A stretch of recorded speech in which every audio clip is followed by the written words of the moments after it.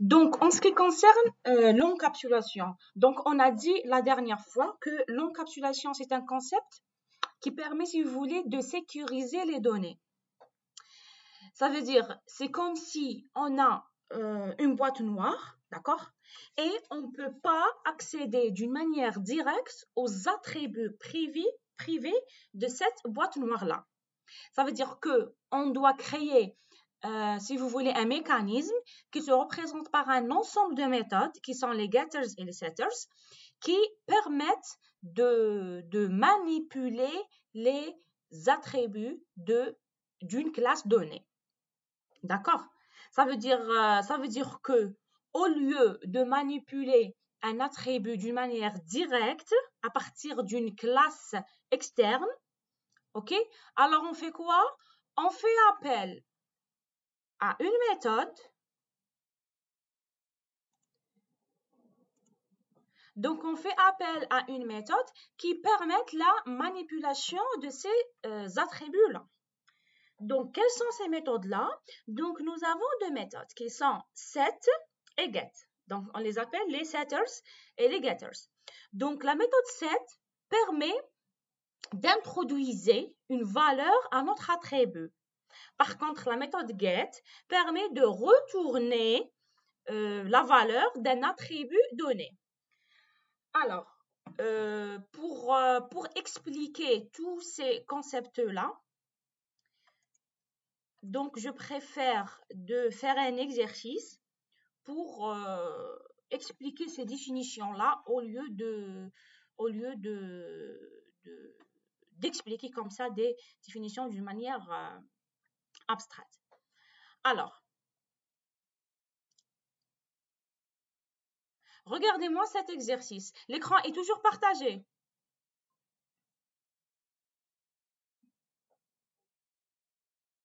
Ok, d'accord. Alors, nous avons un exercice où on vous demande de créer ou bien implémenter une classe qui s'appelle compte bancaire. Sachant que cette classe-là, qui s'appelle compte bancaire, contient des variables d'instance. Alors, les variables d'instance représentent les attributs d'une classe. Donc, qu'est-ce qu'on a? Nous avons l'attribut solde et l'attribut ID. Ça veut dire quoi? Ça veut dire une classe compte bancaire est définie par deux variables d'instance qui sont les attributs. Donc, nous avons l'attribut solde de type double et nous avons l'attribut ID de type string. Donc, c'est une chaîne de caractères. On a aussi, ou bien on doit présenter dans cette classe-là deux constructeurs. Donc, le premier constructeur contient ou bien permet d'initialiser un objet avec deux valeurs. Pardon?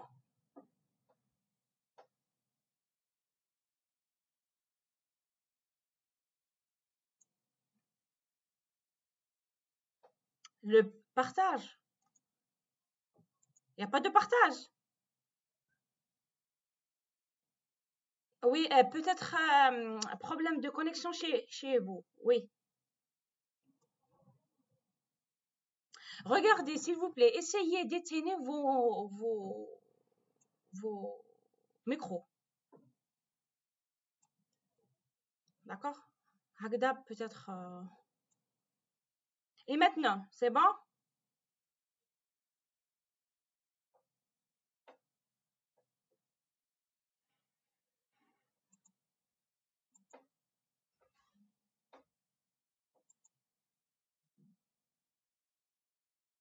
Ok, ok. Alors, on a dit que notre classe compte bancaire est dotée par deux constructeurs. Donc, le premier constructeur, c'est le constructeur, si vous voulez, explicite, d'accord, qui permet d'initialiser un objet avec deux valeurs concrètes.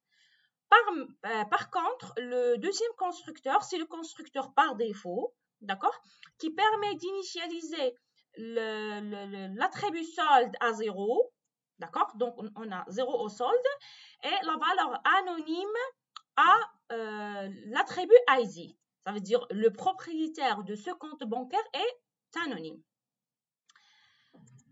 Maintenant, on vous demande d'ajouter les setters et les getters pour les deux attributs.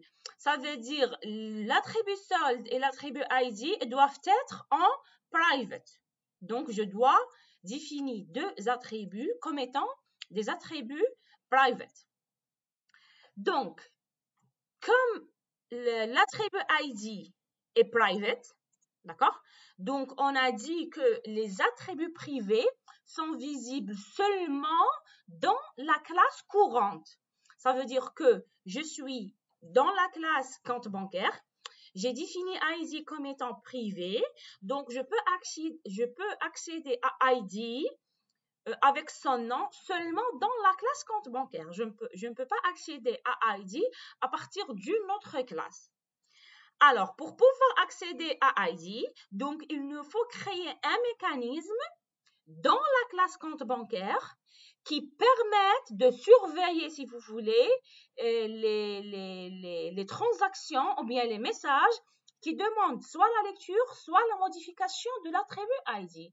En fait, l'encapsulation, si vous voulez, permet de sécuriser les données et créer un mécanisme local dans la classe qui permet de vérifier les entrées et les sorties. Ça veut dire que j'ai un attribut, il est privé dans ma classe, donc je dois créer un mécanisme qui permette l'échange de l'information ou bien l'échange de données de cet attribut-là. Donc, quel est ce mécanisme-là? C'est bien deux méthodes. Donc, nous avons la méthode get et nous avons la méthode set. Donc, par convention, on ajoute le nom de l'attribut au mot get. Ça veut dire on va réaliser une concaténation entre get et le nom d'ID. Donc, comme c'est une méthode de get, donc je vais retourner la valeur de ID. Donc, cette méthode-là doit avoir le même type de retour de l'attribut ID. Donc, comme ID est de type string, donc la méthode get doit forcément retourner un string. Donc, on garde le même type de l'attribut comme type de retour de la méthode get. Et bien évidemment, on n'a pas des paramètres parce qu'on ne va pas passer des valeurs à notre méthode. Par contre, set ID, donc c'est le même principe, donc set concaténé avec ID, ça veut dire que je veux donner ou bien je vais alimenter, si vous voulez, l'attribut ID par la valeur qui est dans la liste des paramètres. Donc, comme ID ou bien l'attribut ID est défini comme étant string dans la classe, donc la variable locale de la méthode setID doit avoir le type string, ça veut dire doit avoir le même type qui a été déclaré dans la classe par rapport à l'attribut ID. Et bien sûr, elle ne retourne rien, donc c'est void. Ça veut dire que je vais donner une valeur pour l'attribut ID en utilisant la méthode setID. Et la même chose par rapport à l'attribut sold. Donc, nous avons getSold qui retourne un double, qui représente la lecture, si vous voulez, de la valeur qui se trouve dans la variable sold. Et nous avons setSold qui représente une méthode qui permet d'envoyer une valeur à la variable sold, qui est double. Est-ce que c'est clair jusqu'à maintenant?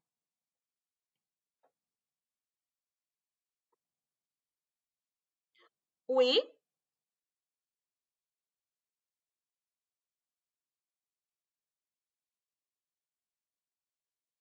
Ça dépend. Regardez, on a trois modes de visibilité. Donc, s'il s'agit de public, ça veut dire que n'importe quel objet de n'importe quelle classe peut accéder à l'attribut. Donc, ce n'est pas la peine de créer ni get ni set pour l'attribut qui est en public. OK? OK. Maintenant, s'il s'agit s'il s'agit de private, donc l'attribut est privé. Ça veut dire qu'elle est accessible par son nom seulement dans la classe courante.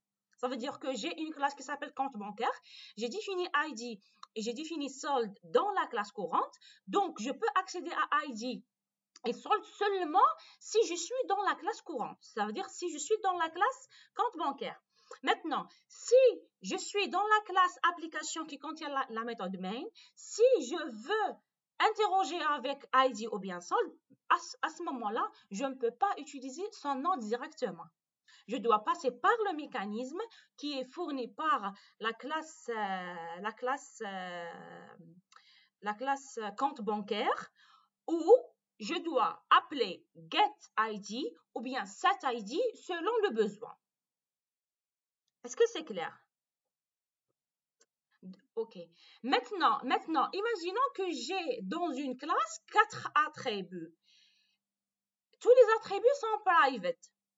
Je ne suis pas obligée de créer get et set pour chaque attribut, mais bien évidemment que selon le besoin. Ça veut dire que si mon exercice me demande la lecture ou bien l'écriture dans un attribut à partir d'une classe externe, maintenant, je dois créer le gateway, ça veut dire le lien entre cette classe main et la classe courante en utilisant get et set.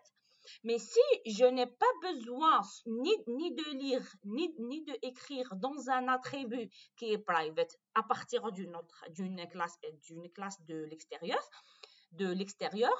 à ce moment-là, ce n'est pas obligé de définir get et set. Donc, selon le besoin de cet attribut-là. Est-ce que c'est clair? OK.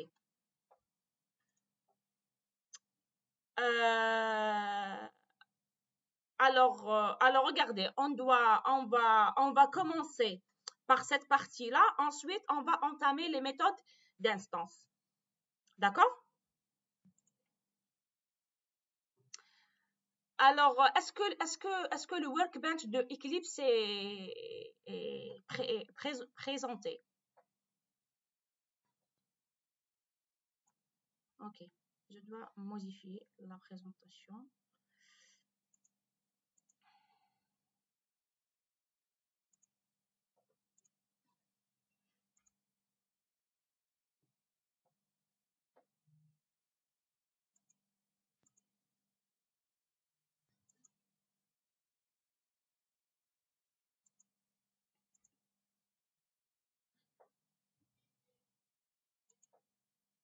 Et maintenant,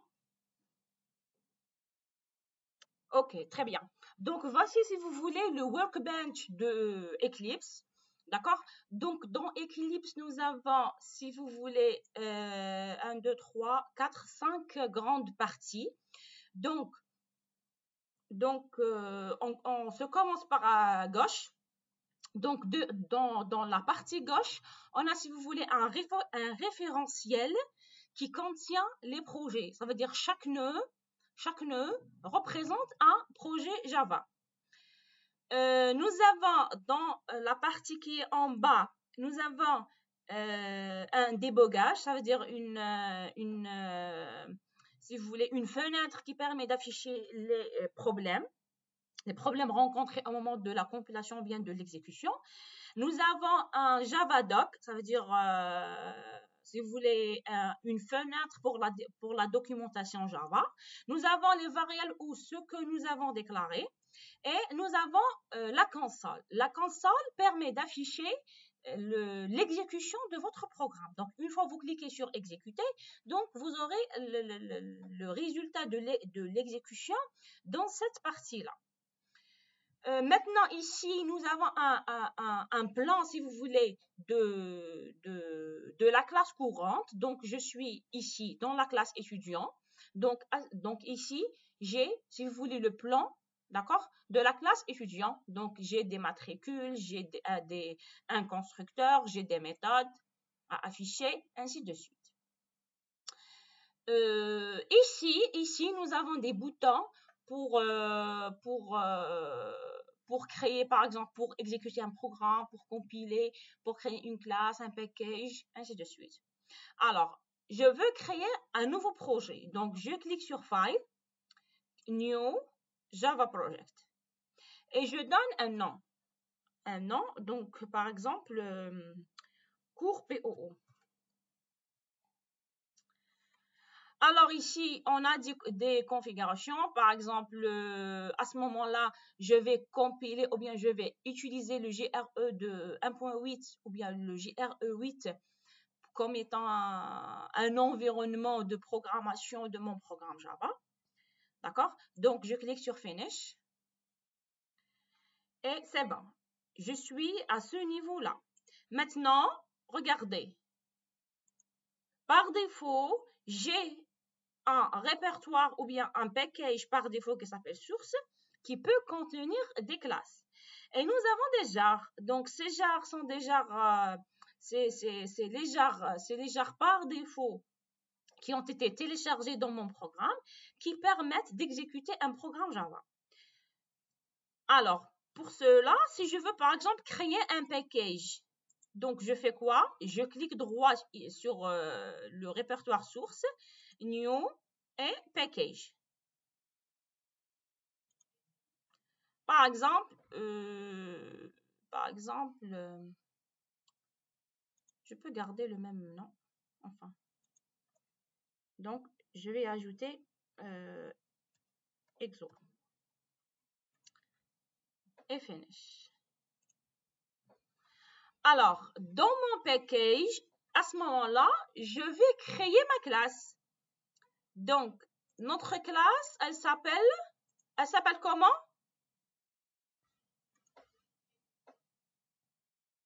Compte bancaire. Très bien. Donc, compte bancaire. Regardez. Ici, il me demande si je veux intégrer la méthode main dans ma classe. D'accord? Donc, si je veux appeler, si vous voulez, la méthode main ici, donc je peux cocher cette case-là. Mais par contre, c'est une... oui.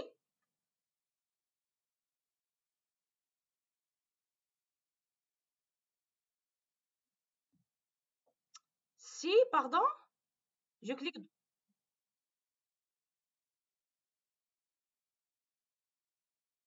Ah bon? دوكا واش راكم تشوفوا في لو ورك بنش ديكليبس؟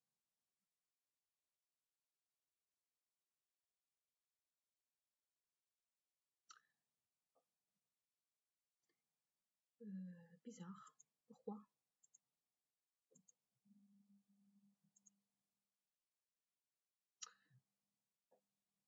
Ah oui. Peut-être que je dois partager l'intégralité de l'écran. Attendez. J'espère qu'il marche.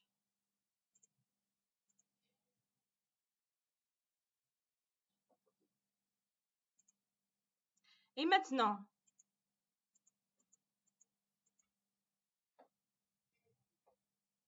qu'est-ce que vous voyez?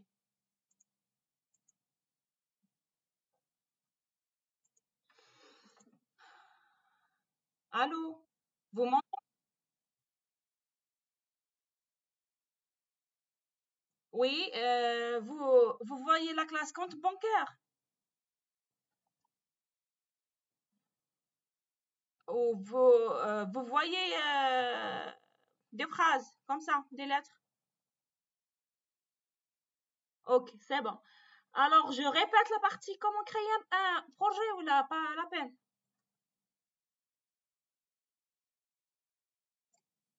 Ok.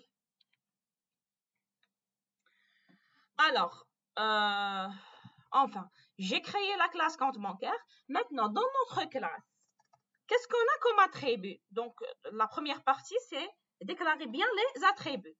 Donc maintenant, à partir d'aujourd'hui, on a vu le concept d'encapsulation. C'est un concept très fondamental dans l'orienté objet. Donc, on doit toujours l'utiliser dans les sources ou bien dans les attributs, d'accord, ou bien dans les différents items, d'accord, dans les différents items qui nécessite la sécurité. Qui nécessite la sécurité. Ça veut dire, si je veux sécuriser mes données, à ce moment-là, je dois utiliser l'encapsulation. Alors, nous avons deux attributs qui s'appellent sold et ID. Donc, sold est de type double et ID est de type string. Donc, pour commencer, donc, je dois mentionner que ce sont des attributs privés. Donc, private, double et l'attribut qui s'appelle sold. Et point virgule. Nous avons aussi l'ID qui est private également. String, donc string, c'est avec lettres majuscules. Parce qu'on a dit que les types composés sont des classes. Alors, je dois respecter. Donc, string ID. Voilà. Donc, j'ai déclaré mes attributs. Et qu'est-ce qu'on doit déclarer aussi? Il nous a demandé de déclarer les deux attributs et... Pardon?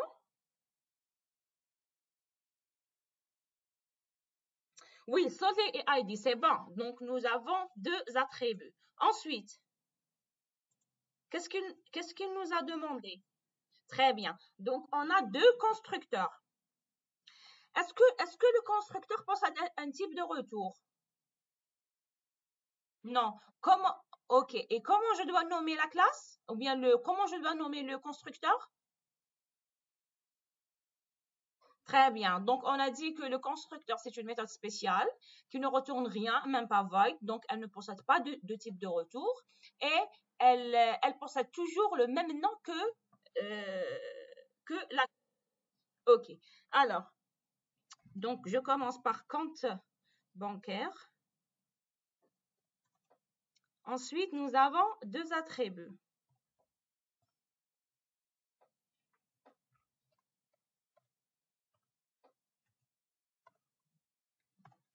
Nous avons deux attributs, ou bien nous avons, pardon, deux paramètres. Alors, quels sont les paramètres?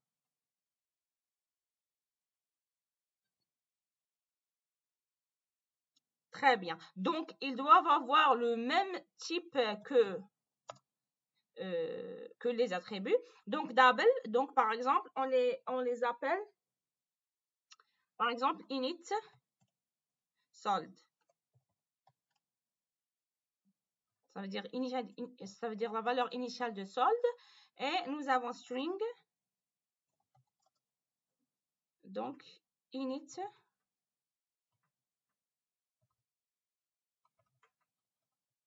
donc init ID. Ensuite, je dois affecter les valeurs. Regardez, imaginons, est-ce que c'est correct d'utiliser ici ID au lieu init ID? Oui, mais je dois utiliser l'attribut. Très bien. Donc, this.id reçoit ID. Regardez, this point, j'ai des possibilités. Donc, je sélectionne ID, reçoit la valeur ID. Ça veut dire quoi? Ça veut dire, je vais affecter la variable locale de la méthode qui s'appelle ID. Je vais l'affecter dans l'attribut de la classe. D'accord? Donc, cette partie-là, regardez, si je sélectionne ici, j'ai la sélection de ID qui se trouve dans la liste des paramètres. Donc, ça veut dire que je vais affecter la variable locale de notre constructeur ID dans l'attribut ID. Maintenant, j'ai une différence dans l'écriture de solde. Est-ce que je suis obligé d'utiliser des... Non, non. Mais si je l'utilise, ça ne pose pas de problème.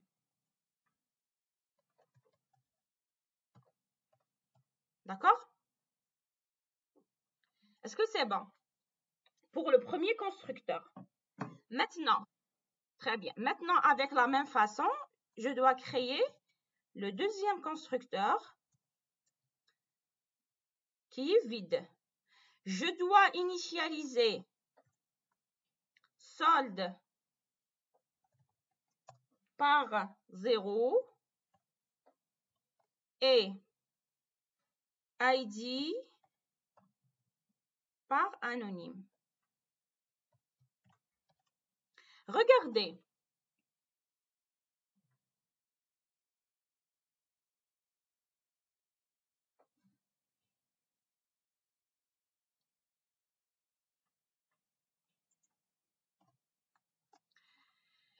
Regardez ici. J'ai l'attribut solde qui est privé, qui est private. Regardez ici. Dans la classe courante, d'accord? Dans la classe courante où j'ai déclaré solde, je peux accéder à solde avec son nom. Ça veut dire je peux accéder à solde directement sans utiliser les getters et les setters. Pourquoi? Parce que je suis dans la classe courante où l'attribut a été déclaré. Est-ce que c'est clair? Très bien. Alors, jusqu'à maintenant, c'est bon. Donc, oui. Il nous reste les accesseurs et les imitateurs. Oui.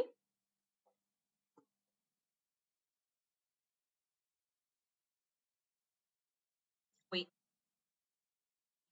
Oui, lorsqu'on dit private static, ça veut dire quoi?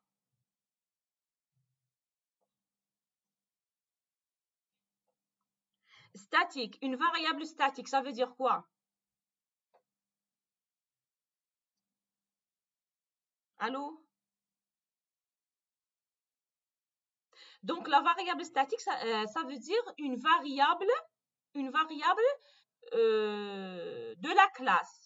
Ça veut dire que si je veux accéder à solde de l'extérieur, ce n'est pas la peine de créer un objet. Donc, je peux accéder à solde directement avec le nom de compte bancaire. Ça veut dire au lieu de déclarer un objet de type compte bancaire et pour l'accès à solde, j'accède directement compte bancaire.solde. D'accord? Maintenant, imaginons que ce solde-là, il est private. Regardez. Private, statique et solde. Statique. Donc, private, statique, double, solde. Je vais, par exemple, créer une autre classe, donc new class, qui s'appelle application et qui contient la méthode main. Donc, à ce moment-là, par exemple, je veux utiliser la variable solde. Mais regardez, elle est privée. Donc, je dois créer quoi? Donc, je suis dans la classe application et je veux interroger avec l'attribut solde. Est-ce que je peux interroger d'une manière directe?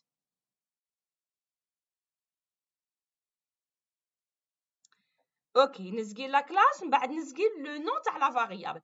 Est-ce que je peux appeler le nom de la variable avec le mot solde? Non. Pourquoi? Très bien, parce qu'il est privé. Alors, pour pouvoir accéder de solde à partir d'une autre classe, je dois créer les méthodes. Où je connais la première séance de l'orienté objet. On a dit qu'un programme orienté objet, c'est un ensemble d'objets qui se communiquent entre eux. Maintenant, comment les objets se communiquent entre eux? Donc, les objets se communiquent entre eux par l'envoi et la réception des messages.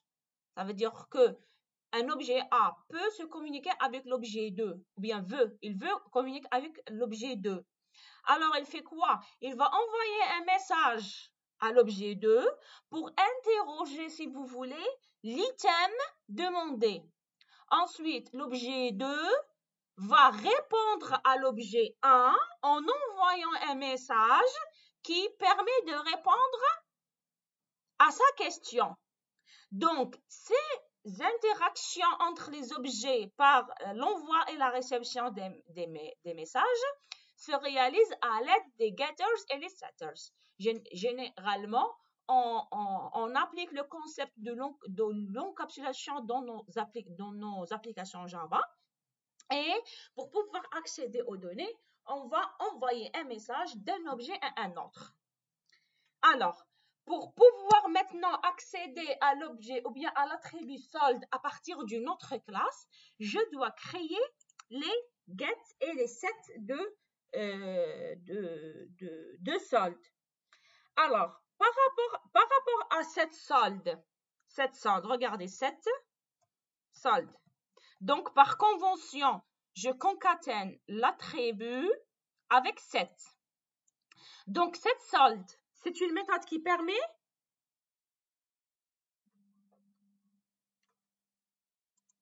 les setters. Très bien. Donc, pour envoyer ou bien pour modifier la valeur de l'attribut solde.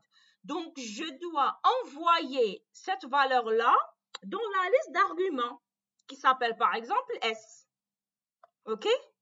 Et je dois donner le même type, donc double S. Est-ce qu'elle retourne quelque chose? Non, elle ne retourne rien parce que je vais envoyer une valeur pour initialiser ou là pour modifier l'attribut solde. Donc, elle ne retourne rien, donc c'est void.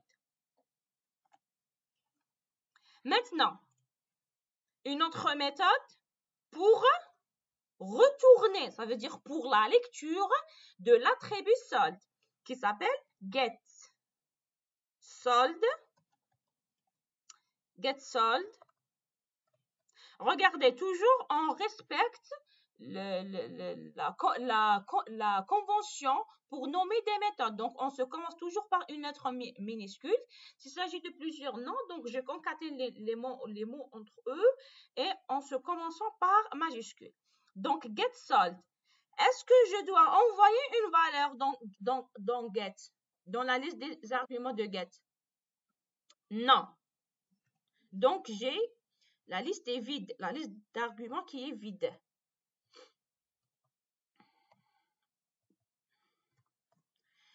Est-ce qu'elle retourne quelque chose?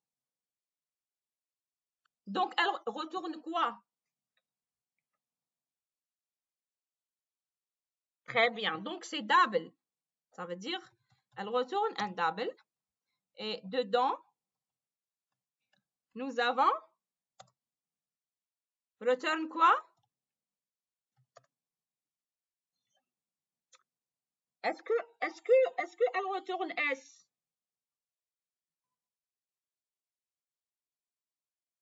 Retourne solde, très bien. Donc, on accède à l'attribut de la classe parce que S, c'est une variable locale de la méthode setSolde. Est-ce que c'est clair la différence entre eux? Heady, elle représente l'argument de la méthode setSolde. Par contre, ici, je vais retourner la valeur qui se trouve dans l'attribut solde de ma classe. Est-ce que c'est clair? OK. Maintenant, avec la même façon, je vais créer set et get pour ID. Donc, qu'est-ce qu'on a? Nous avons set ID qui ne retourne rien toujours et qui prend comme argument une chaîne de caractères. Pour get, donc, elle retourne une chaîne de caractères qui est ID. Est-ce que c'est clair? Très bien. Alors, on a terminé avec les setters et les getters. Maintenant, la prochaine partie, c'est bien les méthodes. Alors maintenant, on vous demande de créer des méthodes pour la classe, pour la classe compte bancaire. Donc, la première méthode qui s'appelle retirer. La méthode retirer, c'est une qui permet de représenter une opération débitant le compte d'un montant strictement positif si le solde du compte est au moins égal au montant. Sinon, il ne fait rien.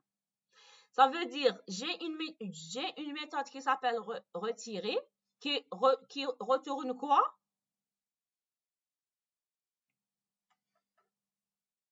Qui retourne quoi? Très bien. Donc, elle ne retourne rien. Très bien. Et est-ce qu'elle a des arguments, des paramètres en entrée? Oui, très bien, qui représentent le montant à débiter. Ensuite, dans quel cas je peux débiter ce montant-là? Très bien. Ça veut dire que je dois confirmer d'abord que j'ai dans mon compte le montant nécessaire. Si c'est le cas, alors je fais une opération de soustraction. Ça veut dire solde reçoit solde moins montant. Si ce n'est pas le cas, alors on fait rien. D'accord? Alors, pour la méthode, elle s'appelle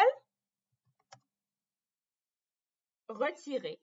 Et elle ne retourne rien. Ça veut dire elle va seulement modifier la valeur de solde si on a, ou bien si la condition est remplie. Donc, retirer, quel est le type de montant? Double, bien sûr. Donc, on garde le même type que celui de solde.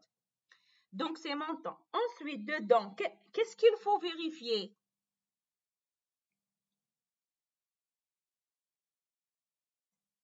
Très bien. Donc, ça veut dire if le solde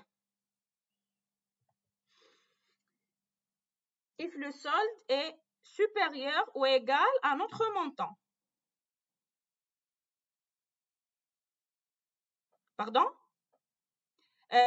Il nous a demandé supérieur strictement. OK, d'accord. Donc, strictement au montant. Et est-ce que je dois vérifier une autre condition?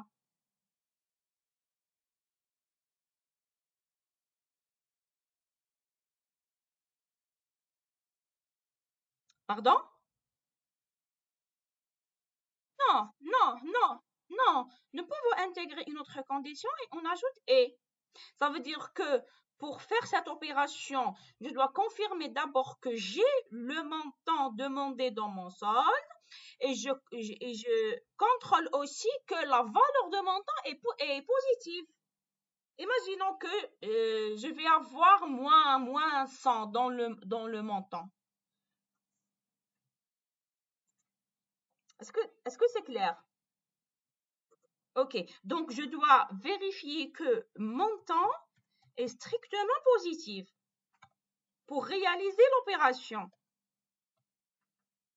Donc, comme j'ai dit déjà, on conserve les mêmes opérations que vous avez vues dans le langage C, d'accord? Par rapport au supérieur, inférieur, le et logique, ainsi de suite. Donc, si c'est le cas, alors on fait quoi? Ça veut dire si mon montant est positif et si j'ai ou bien si mon solde est supérieur strictement à mon montant, à ce moment-là, je peux très bien. Donc, je peux réaliser l'opération. Donc, j'ai solde reçoit l'ancienne valeur de solde moins le montant. Ça veut dire je vais modifier la valeur de solde. Est-ce que c'est clair par rapport à la méthode retirée? Très bien, très bien. Alors, l'autre méthode, c'est déposer. Alors, je vais déposer quoi?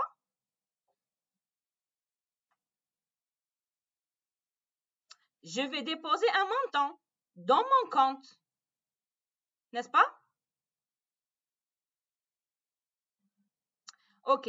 Alors, comme je vais déposer un montant dans mon compte, est-ce que cette méthode-là retourne quelque chose? Non.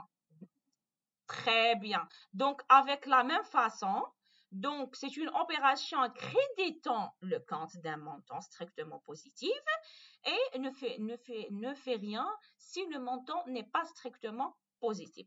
Ça veut dire que si la valeur de montant est négative, donc on fait rien. Donc, on doit annuler la condition et on sort de la boucle if et on fait rien. Alors pour cela, toujours notre méthode ne retourne rien, qui s'appelle déposer. Toujours, elle prend en argument un montant qui est de type double et elle va vérifier quelle condition on a.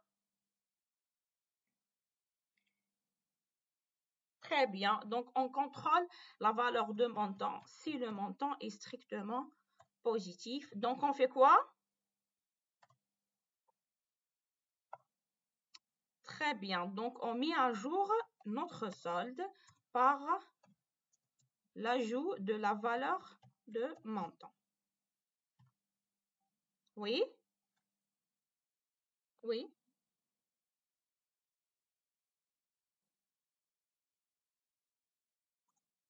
Oui?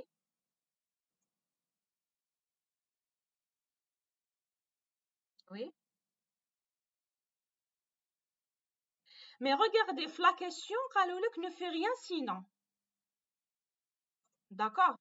Oui, ça veut dire on a des contraintes généralement, des contraintes de gestion à respecter dans chaque exercice. Donc, si dans votre exercice, vous êtes guidé, ça veut dire c'est bien défini ici que ne fait rien sinon. Ça veut dire dans le cas échéant, ça veut dire que si j'ai une valeur négative pour le if, donc je sors carrément, j'affiche rien. Donc, je dois respecter. Si l'exercice est ouvert, donc c'est possible d'ajouter des messages d'indication pour guider votre utilisateur. Donc, dans ce cas, vous pouvez ajouter des messages pour, si vous voulez, guider l'utilisateur à, par exemple, à la valeur ou bien vous pouvez lui informer que vous avez introduit, par exemple, une valeur négative pour le montant, ainsi de suite. D'accord? Ok, je vous remercie. Ok. Alors, la prochaine méthode, c'est la méthode transférer. Donc transférer quoi?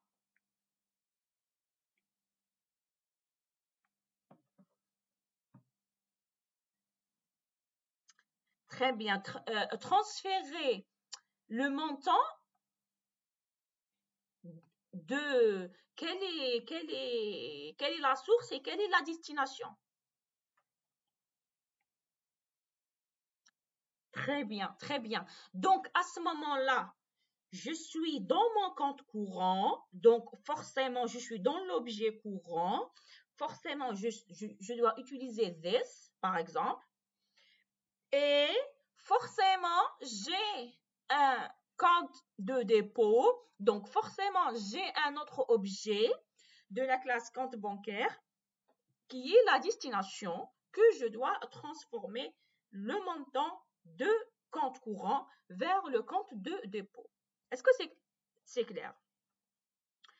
Donc, cette méthode, c'est une opération transférant un montant qui est strictement positif du compte courant, ça veut dire de l'objet courant, ça veut dire on doit faire la différence par this, au compte dépôt, ça veut dire un nouveau objet de destination.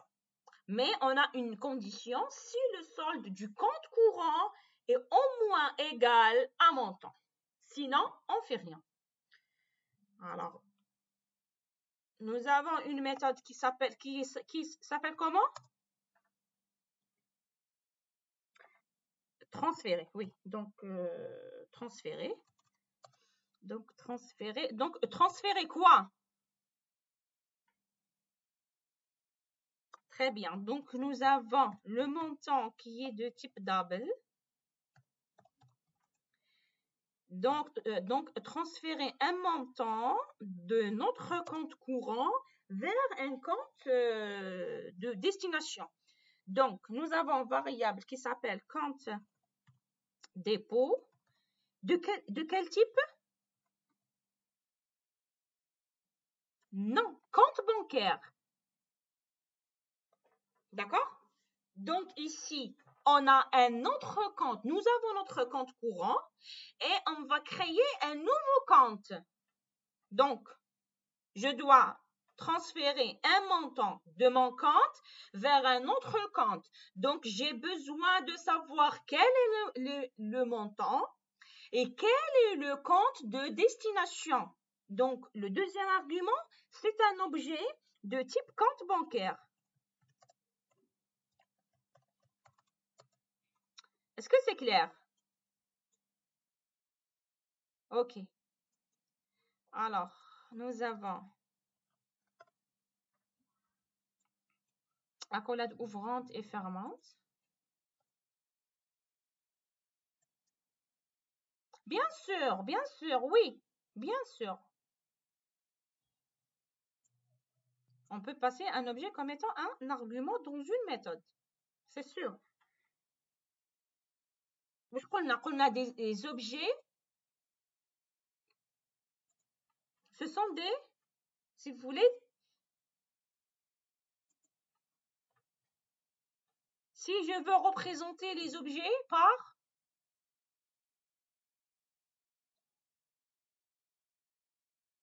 par quoi?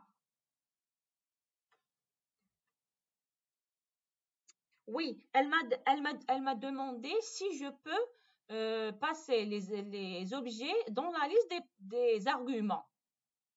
J'ai dit que oui, pourquoi? Qu'est-ce qu'on a dit par rapport aux objets?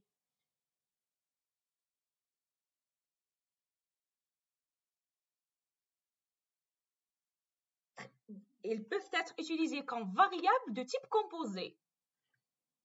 D'accord? Oui. Comme nous avons la variable montant de type primitif qui est double, nous avons, si vous voulez, la variable compte de dépôt avec le type composé compte bancaire. C'est bon, c'est clair?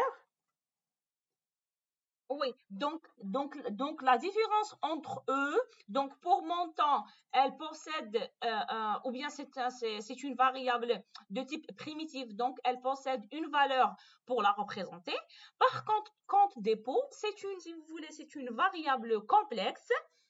Pourquoi? Parce que c'est une variable de type complexe. Donc, elle est composée de plusieurs attributs ou bien d'une structure différente. C'est selon la structure qui a été définie dans la classe compte bancaire. C'est bon? Maintenant, je veux faire la transformation de montant. Si seulement si le montant est très bien. Donc, si seulement si le montant est strictement positif. Ensuite, si ma condition est remplie, à ce moment-là,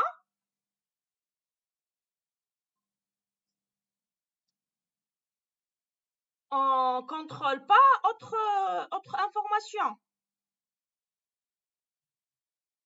Si le solde est strictement positif, ou bien, pardon, si le solde est strictement supérieur. Donc, opération, transférer le montant strictement positif du compte courant au compte si le solde du compte courant est au moins égal au montant. Ça veut dire si le solde est supérieur ou égal au montant. Oui?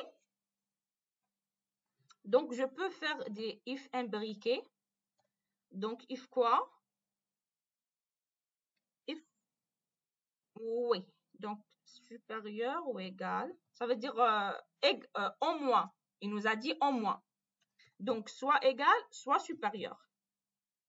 Si le solde est supérieur au montant, à ce moment-là, je vais faire quoi?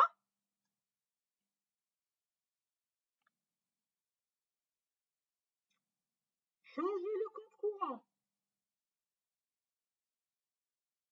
Très bien.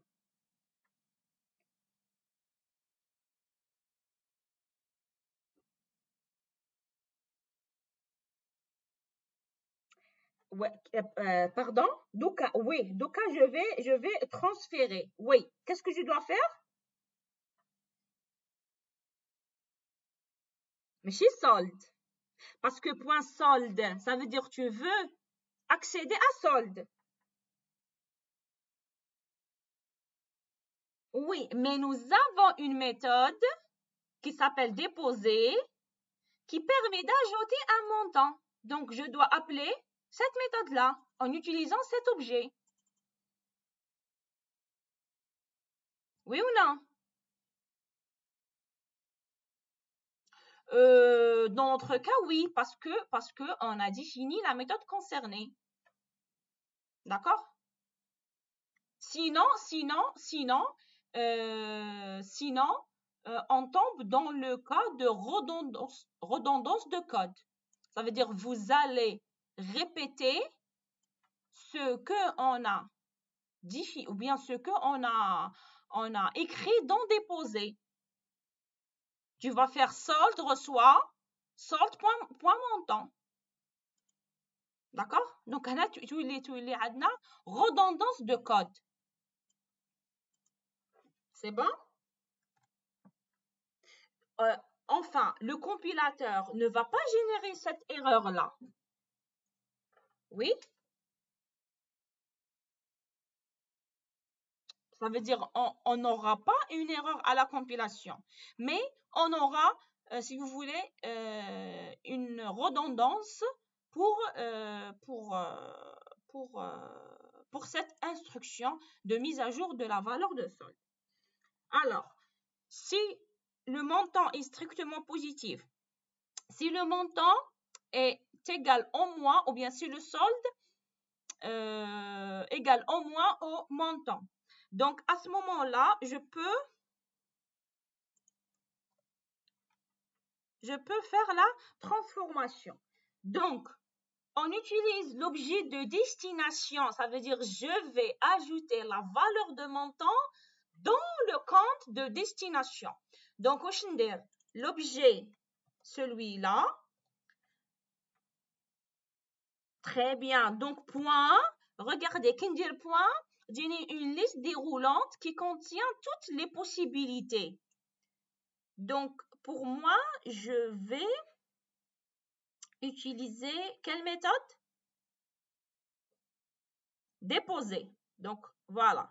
Donc, je clique sur déposer et regardez, il me propose soit d'ajouter le montant comme argument, soit solde, soit get solde, soit rien. Alors, nous, on va sélectionner bien évidemment le montant. Est-ce que c'est bon? On a terminé avec la méthode.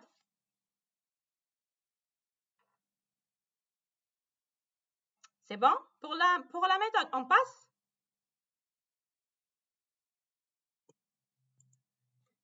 Allô? Est-ce que c'est bon? Non, on a fait une transformation de mon compte courant vers un compte de dépôt. Donc, très bien, très bien. Donc, je dois débiter la valeur de montant à partir du compte courant. Alors, comment? كيفاش نعرف شكون هو le compte courant?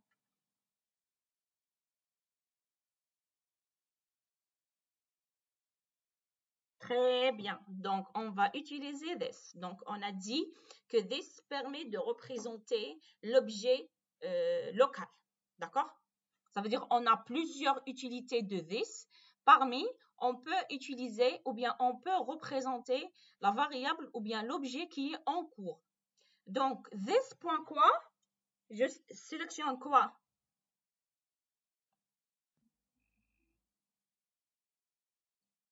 Je sélectionne retirer. Retirer quoi?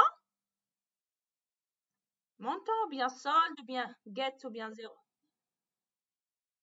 Non, retirer le montant. Regardez, j'ai un montant à Transférer, très bien. Donc, je vais déposer le montant dans le compte de dépôt et je vais débiter le même montant dans mon compte courant. Est-ce que c'est clair? Très bien. Maintenant, la prochaine méthode, c'est la méthode affichée, qui permet d'afficher à l'écran une chaîne de caractères caractérisant l'état du compte. Ça veut dire quoi l'état du compte bancaire? Ça veut dire je suis censé d'afficher quoi?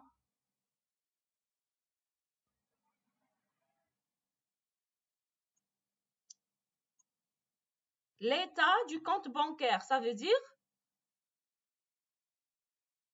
Non, l'état. C'est quoi l'état d'un objet? وش قلنا? Un objet se caractérise par un état et un comportement. C'est quoi l'état et c'est quoi le comportement? Non, l'état d'un objet représente les valeurs des attributs. D'accord? Donc, on a dit, très bien, donc, pardon? Un état d'un objet, on a dit que l'état d'un objet permet, ça veut dire que je vais afficher les valeurs des attributs. D'accord? On a dit qu'une classe se compose par un ensemble d'attributs et un ensemble de méthodes. Maintenant, les objets, on a plusieurs objets de même classe. Donc, la différence entre un objet et un autre, c'est bien leur état. Ça veut dire que chaque objet a ses propres valeurs aux attributs. Avec le comportement, ça veut dire que chaque objet, il a une façon d'exécuter les méthodes qui ont été définies dans la classe. Donc, on parle ici de comportement d'un objet. La méthode affichée permet d'afficher l'état, donc je vais afficher la valeur de solde et la valeur d'ID, tout simplement. Alors, une autre méthode qui ne retourne rien. Donc, void affiché. Donc, elle affiche quoi? Donc, comment je peux afficher? Très bien. Donc, la classe système. Donc, S en majuscule. Regardez. Point. Donc, j'ai plusieurs possibilités. Donc, out. Point. Donc, print. Avec sur deux lignes. ln. Donc, dedans, un message. Par exemple, l'ID, l'identifiant est. Je concatène avec deux points. Je concatène avec la valeur d'ID. Oui.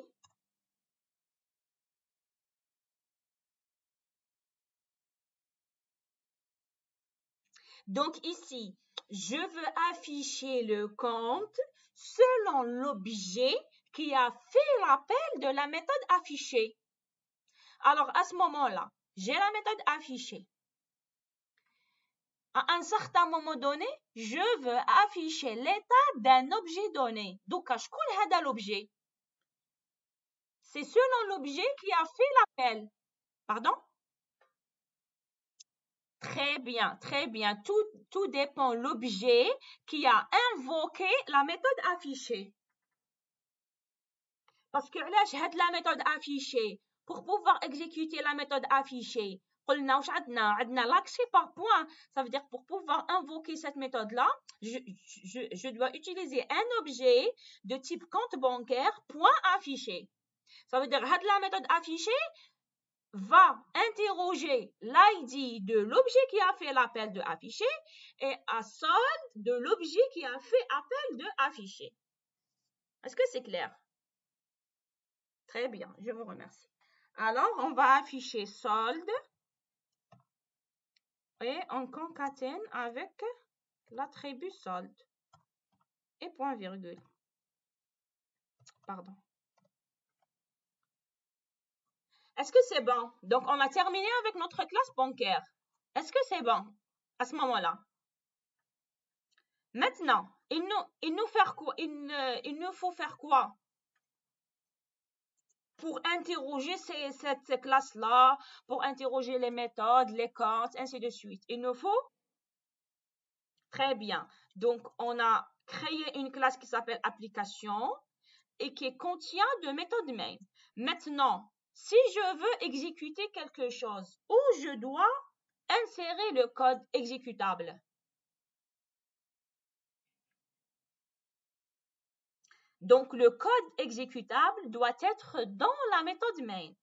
Ça veut dire que si je lance l'exécution, d'accord, je dois, ou bien le compilateur va exécuter que le code qui est dans la méthode main. On dit que la méthode main, c'est le point d'entrée d'un programme Java. Alors, pour notre... Oui, oui, oui.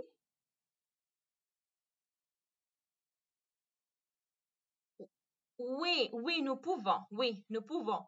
Mais, mais, euh, mais, généralement, on doit créer une classe indépendante, d'accord, qui contient la méthode main et qui permette de représenter, si vous voulez, notre point de départ. D'accord? Ok. Alors, pour la méthode main,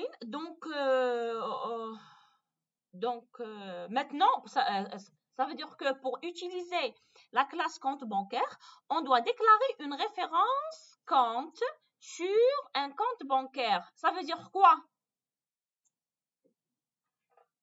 On doit déclarer une référence qui s'appelle compte sur un compte bancaire. Ça veut dire je dois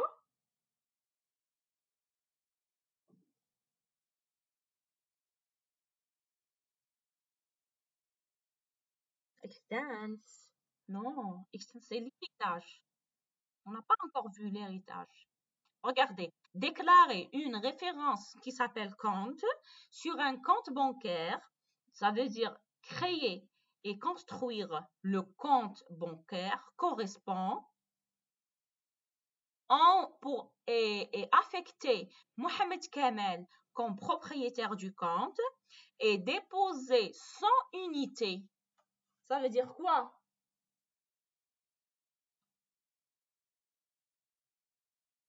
Déclarer une référence. C'est quoi une référence?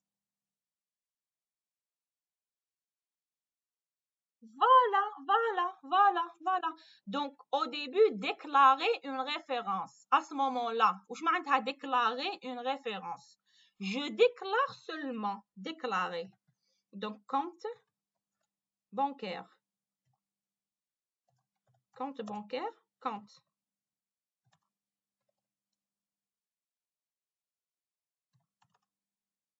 Donc, j'ai déclaré la référence qui s'appelle compte de type compte bancaire. N'est-ce pas? C'est la déclaration. Maintenant, il nous demande de créer, ça veut dire construire, ça veut dire instancier. Le compte bancaire correspond. Ça veut dire quoi instancier, créer, construire? Maintenant, je dois utiliser un constructeur. Pourquoi? Parce que c'est le constructeur qui permet de créer l'objet. Très bien. Donc, à ce moment-là, j'ai seulement déclaré l'objet. Ça veut dire que dans la RAM, j'ai seulement, si vous voulez, réservé un espace mémoire pour l'objet compte. Mais je n'ai pas encore créé l'objet. Pour pouvoir le créer, soit directement on fait est égal à new et on fait appel au constructeur, ou bien on garde les points-virgules, d'accord? Et on ajoute compte est égal et on termine avec new. Ça veut dire que je peux à la fois déclarer puis construire l'objet ou bien je peux déclarer dans une instruction à part, ensuite construire. D'accord? Donc, carrément, count est égal à new. Maintenant, regardez, je veux créer l'objet. Donc, je dois utiliser quoi?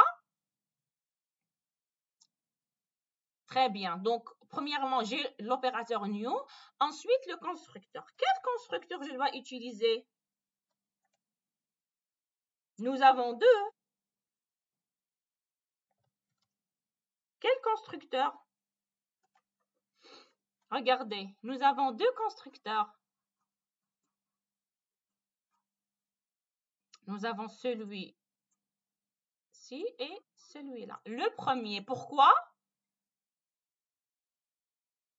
Très bien, très bien, très bien. Parce qu'on a un propriétaire pour notre objet solde qui est Mohamed Kamel et qui a 100 dinars ou là pour son solde.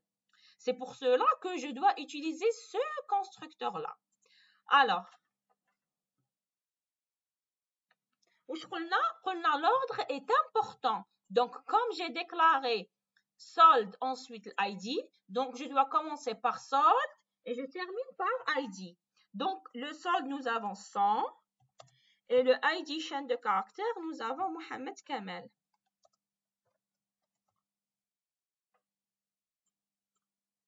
Et point virgule à la fin. Donc, à ce moment-là, on a créé dans la RAM un objet qui s'appelle compte avec les informations de 100 dans le solde et Mohamed Kamel comme propriétaire. Donc, il nous a demandé affecter Mohamed Kamel comme propriétaire du compte et déposer 100 unités. Maintenant, est-ce que je peux consulter son compte? Est-ce que je peux consulter le solde? Combien il possède? Comment? Compte.solde. Est-ce que je peux accéder à solde à partir de cette classe-là? Hein? Pardon? Oui, la tribu est privée. La tribu est privée. Est-ce que je peux, comment je peux accéder à la valeur? Allez, cette solde. Pourquoi? Oui, pourquoi get? Get, elle va retourner, mais elle ne va pas afficher.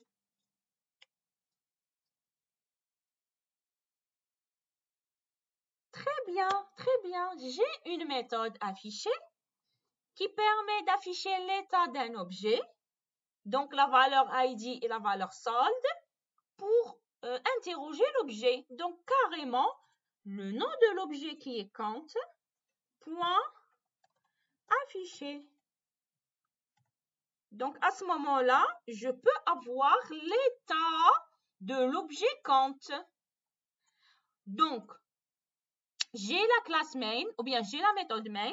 Maintenant, je peux exécuter.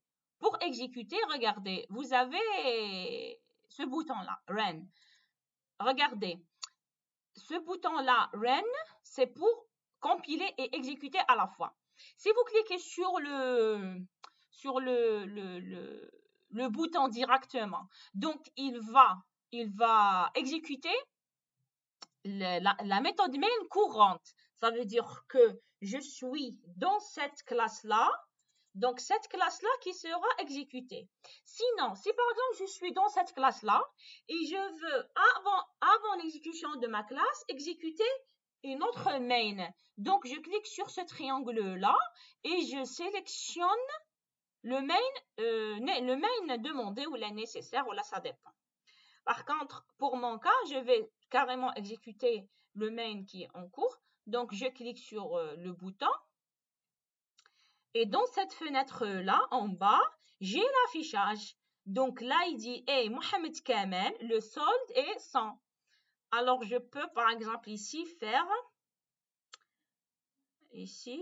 je peux faire, par exemple, un anti/n pour sauter la ligne. Ou là, je vais faire un espace, ou là, des étoiles comme ça. Juste pour la visibilité. Donc, l'ID est Mohamed Kamel. Le solde, c'est 100. Est-ce que c'est clair? Jusqu'à maintenant. Très bien. Très bien. Maintenant, on vous demande de Regardez, affectez Mohamed Kamel comme propriétaire du compte, déposez 100 unités, puis encore 50 unités. Ça veut dire quoi? Puis encore 50 unités. Ça veut dire très bien. Non, mais je suis deux fois. On a déjà, oui, parce que on a déjà déposé, pardon. Attendez, un instant, j'arrive.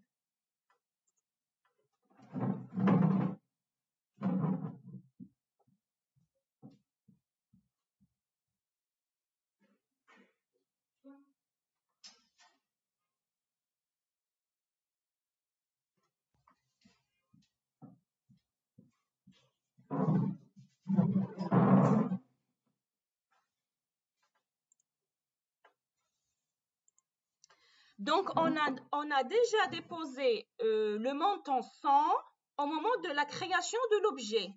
Oui, oui ou non? Très bien. Donc, j'ai déjà créé l'objet compte avec la valeur 100, c'est bon. Maintenant, je vais affecter, ou bien je vais ajouter encore 50 unités. Donc, à ce moment-là, je vais appeler quelle méthode? Déposer en utilisant quel objet? Compte. Très bien. Très bien. C'est bien ça. Ça veut dire que l'objet compte de type compte bancaire, de type compte bancaire va interroger la méthode affichée, pardon, va interroger la méthode de déposer, d'accord, pour pouvoir ajouter 50 unités dans le compte bancaire de Mohamed Kamel. Est-ce que c'est clair? Très bien. Donc, regardez compte, point, et je sélectionne déposer. Et je donne comme montant 50 unités. Si je veux, par exemple, afficher pour confirmer que vraiment j'ai déposé 50 unités dans mon compte, carrément, je vais interroger la méthode affichée par l'objet compte, point affiché, et je vais afficher la nouvelle état de notre objet compte. Donc, j'exécute. Voilà. Donc, pour la première méthode affichée, j'ai eu 100 unités dans le compte. Ensuite, j'ai eu 150 unités dans le même compte. Est-ce que c'est clair?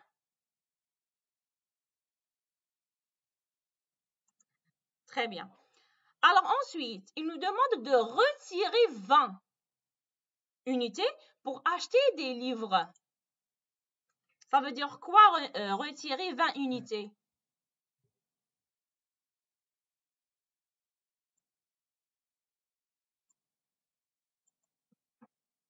Très bien. Donc tout simplement, compte, point retirer, et je passe 20 unités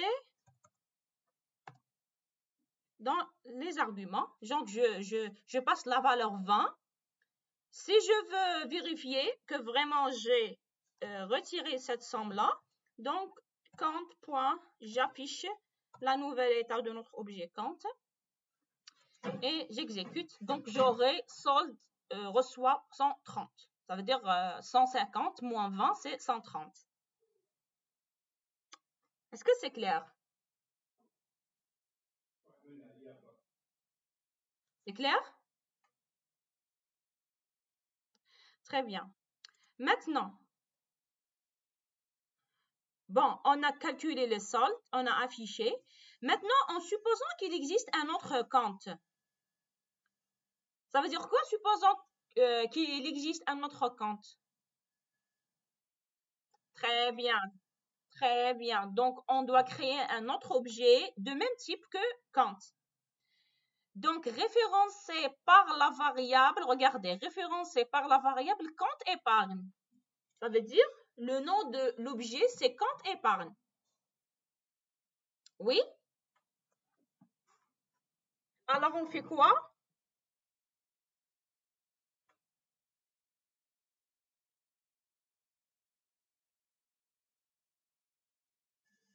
Pardon?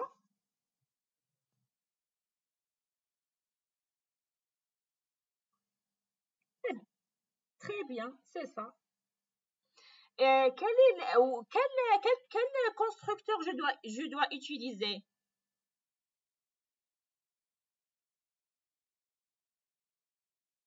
On sait pas? Oui, nous pouvons, oui, oui. Sinon, nous pouvons utiliser le même constructeur avec le même propriétaire Mohamed Kamel. Ça veut dire un compte épargne de Mohamed Kamel. Ça veut dire quoi un compte épargne? Par exemple, il possède un compte, un compte CCP. Donc, il possède la carte Dahabia. Ensuite, il veut retirer ou là, il veut faire des transactions à partir de la banque. Donc, il peut injecter la carte Dahabia d'Algérie Post dans une banque. Ensuite, il va sélectionner un compte épargne. Donc, c'est son propre compte. Donc, c'est lui le propriétaire. Mais dans un autre organisme. Est-ce que c'est clair par rapport à compte épargne? Ça veut dire que c'est le même propriétaire, mais il a utilisé une autre ou bien une carte d'un autre système. Mais je suis le même propriétaire. Ça veut dire je vais intégrer mon compte bancaire, mon mot de passe, ainsi de suite. Mais compte épargne, ça veut dire je ne vais pas interroger mon compte de la banque à partir de distributeur de la banque. Non, je vais utiliser le distributeur de la banque avec ma carte de Hebia, mais je vais interroger le compte épargne par rapport à la banque qui est le compte CCP. Est-ce que c'est clair? Est-ce que c'est clair? Ok, ok. Alors à ce moment-là, je vais créer un objet qui s'appelle compte épargne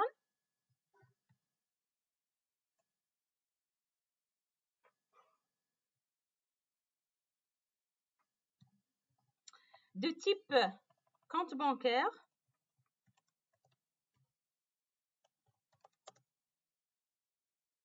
Compte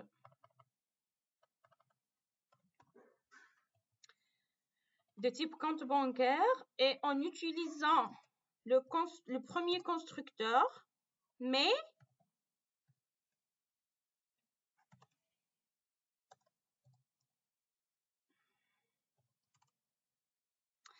avec un solde qui est nul et avec le même propriétaire Mohamed Kamel.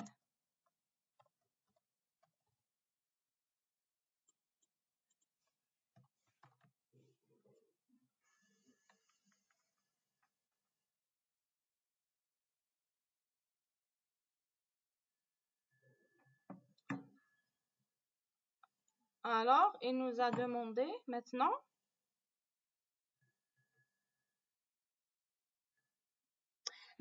on veut transférer 100 unités du compte au compte épargne. Ça veut dire quoi?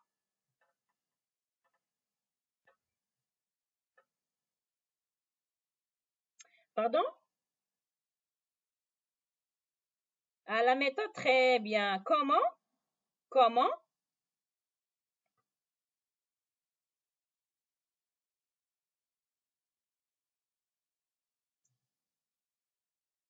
Quel objet? Quel objet? Maintenant, on a deux objets.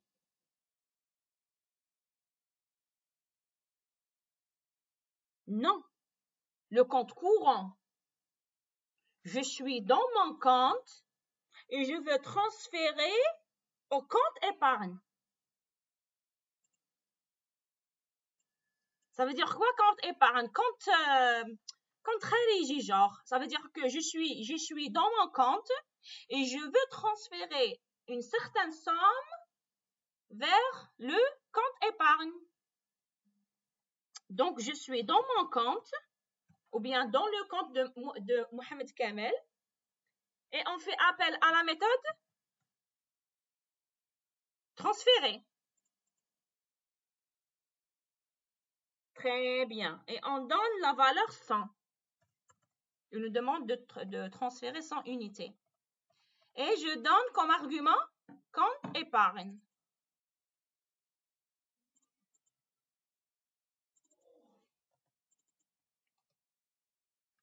Voilà. Maintenant, si je veux afficher,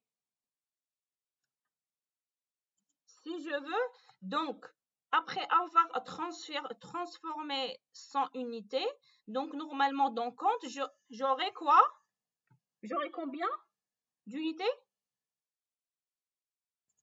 J'aurai 30 unités de compte parce que j'ai transféré 100 unités de compte vers compte épargne. Donc, si je vais afficher la valeur de compte, donc j'aurai 30. Si je vais afficher, regardez, compte,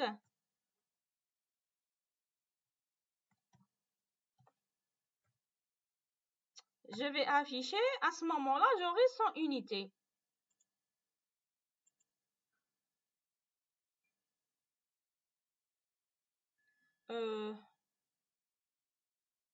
Regardez, solde 0, 0. Pourquoi?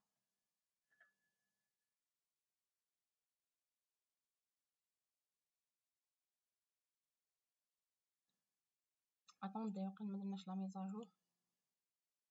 Regardez, on a fait quoi? On a créé un objet qui s'appelle compte épargne. Oui? Avec le même propriétaire Mohamed Kamel et avec une valeur 0. Oui.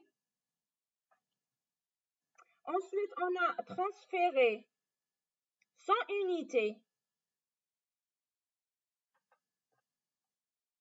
de mon compte vers le compte épargne.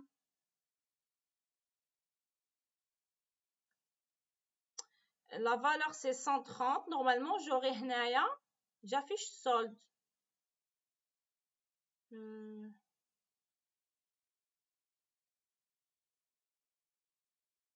Oui, non, au début, il y a 100. Ensuite, on a ajouté 50. Ensuite, on a retiré 20. Donc, il nous reste 130. Pardon? Voilà, voilà. Normalement, oui, il nous affiche 0. Attendez, attendez, je vais afficher compte épargne à ce niveau-là.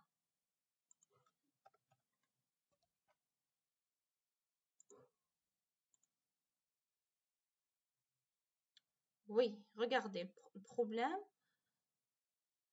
il est là. Compte bancaire.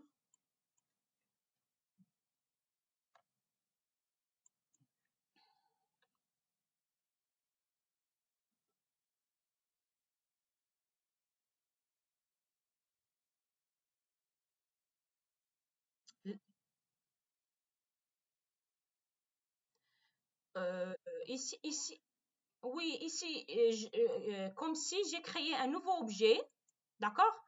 Avec 0 solde, d'accord? Et avec le propriétaire Mohamed Kamel, le même. Ensuite, j'ai affiché. Ensuite, j'ai affiché.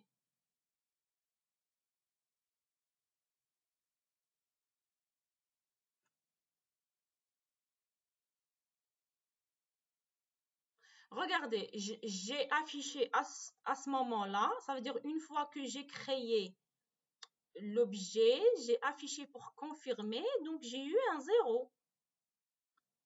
Ça veut dire j'ai la valeur de propriétaire. Ah, parce qu'elle est... attendez, attendez. Hnaya, j'ai un 100. Oui, oui.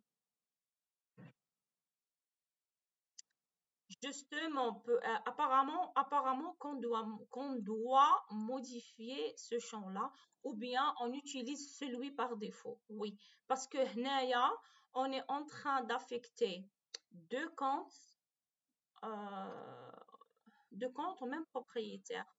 Oui, oui, avec le même ID. Normalement, on doit utiliser celui par défaut. On verra. C'est 0.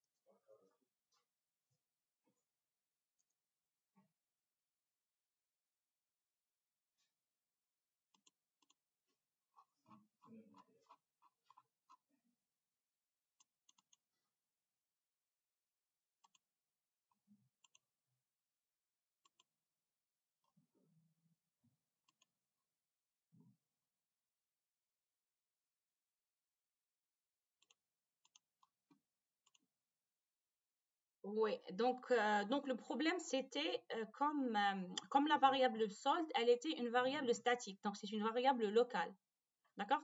Donc on n'a pas pu accéder sans l'utilisation du nom de la classe. Donc elle n'a pas été modifiée, même pas, d'accord? Ok. Sinon, voilà. Donc, nous avons, si vous voulez, terminé. Juste, je veux, par exemple, regarder. Imaginons que je veux maintenant interroger, je veux maintenant interroger.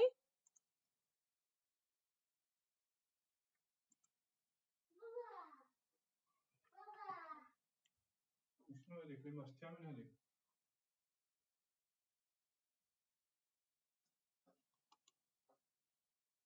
تاع من الإيماج اللي كان طالع؟ طلعتش هذه طلعي